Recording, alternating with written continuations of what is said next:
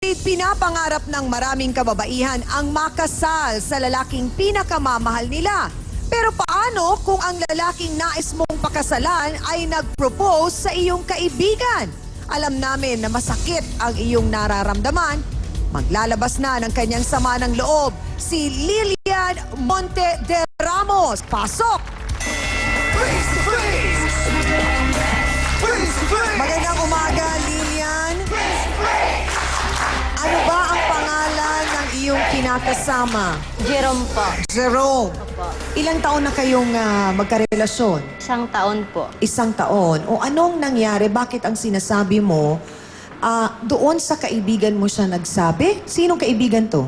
Bali, yung babae na to ay katrabaho ko po. Maliban po sa katrabaho ko, tinuring ko po talagang best friend. Maliban sa best friend, kapatid ko na rin po yung turing ko sa kanya. Anong pangalan niya? Mary Jane Baltasar po. Mary Jane Mary Baltasar. Jane. Saan kayo nagkakilala ni Mary Jane? Nakilala ko po siya sa work. Yung mga December 25 po, pumunta ako sa bahay nila. Pinakilala Sa bahay nino? Ni Jane po, nung best Okay, friend ni ko. Jane. And then at that time, na pinakilala ko sa kanya yung kinakasama ko, edi okay lang po. Parang Oo. walang nangyari kasi siyempre, tinuring ko nga siyang kapatid at best friend ko. Eto po, bigla pa kung one time nung February na katapusan na to, pumunta ako sa bahay nila, mag-isa. Nila Jane, ulit. Apo, doon sa bahay nila kasi nga wala kaming pasok noon. Kasi yung tinitirhan ni Jane, kwarto lang po talaga. Pagbukas mo ng pinto, higaan agad dyan, tapos may TV. Then after nun, pagbukas, silang dalawa. Anong masasabi ko doon? Anong mararamdaman ko doon?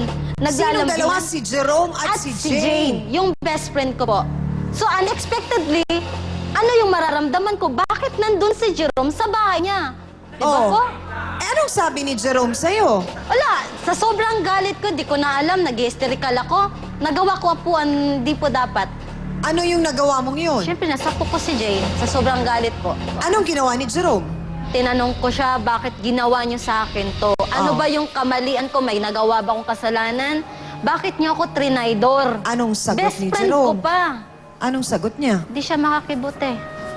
Bakit daw? Sabi niya, tinuksulan daw siya. So mula nung araw na yon, naghiwalay na ba kayo totally ni Jerome? Or Umalis po ako sa bahay na umalis ka? inuupahan namin. Lilian, balikan lang natin. Okay naman ang samahan ninyo. Ni Jane po, okay po. Hindi, ni Jerome, okay kayo. Okay po. Mabait naman po kasi yung ano niya, pamilya niya. Tanggap ka. Tanggap po kasi isang probinsya lang po kami. Ikaw, tanggap din Bisaya. ng pamilya mo si Jerome. Opo, Talagang mabait. may mga plano na kayong magpakasal. Meron po. May plano po kami, pero sa puntong kasal, wala po. Kinabukasan po yung mga plano namin, pang kinabukasan, pag if ever na mabuntis para sa bata, pero kailangan mo na trabaho. Masasabi mo bang officially hiwalay na kayo, Lilian? Di ko pa po masasabi na officially hiwalay po. O parang cool off lang? Ano po kasi, hindi pa... Nag-uusap pa rin ba kayo? Pumupunta po si Jerome, nagtitext po sa akin. Anong sinasabi niya? Naghumingi po ng sorry. Sabi ko, hindi ganun kadali. Bakit nga ba nagawang ahasin ni Mary Jane ang kanyang kaibigan? Ako ang tanong, siya nga ba talaga ang inalok ng kasal? Abay kung sakasakali, ano kayang kulay ng gown ang susuotin niya? At anong kulay ng bulaklak na bibit-bitin Itim. niya? Itim? Si Lilian kaya'y kunin niyang bridesmaid. Aray! Oh my God. Eto nga, alamin natin mula kay Mary Jane Baltasar. Pasok!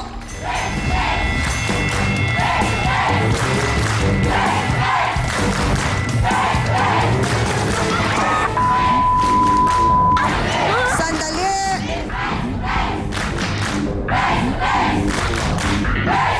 Kulang pa ginawa mo sa akin! Tinuring kitang kapatid! Ano ginawa niyo sa akin, dalawa? Ginawa mo sa akin, ha? Naging mabuti akong kapatid sa'yo! Naging mabuti akong kaibigan! Mary Jane, diretsahang tanong. May relasyon ba kayo ni Jerome? Pero po... Tingnan mo! Ganon ka kamakte, Jane! Meron Ganon! daw relasyon si Jerome at si Mary Jane. Paano kayang nangyari yun? At paano nagawa ni Mary Jane kay Lilian? Alamin po natin sa pagbabalik po ng Face to Face.